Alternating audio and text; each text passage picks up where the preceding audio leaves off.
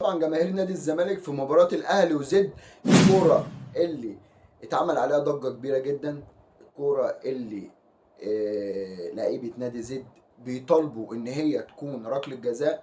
جماهير نادي الزمالك ما سكتتش، قالت لك بص الاحتواء بتتكلم عليا ومش بتتكلم عليا، بص انت الاحتواء عندك عامل ازاي والكلام ده كله. احتواء ايه يا جماعة؟ احتواء ايه؟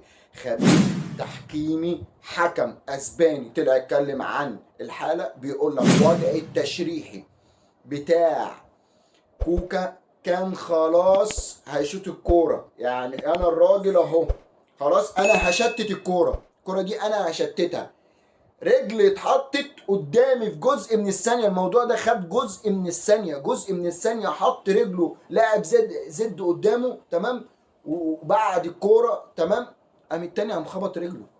فين نيه ارتكاب الخطأ؟ مش موجوده، ده في جزء من الثانيه.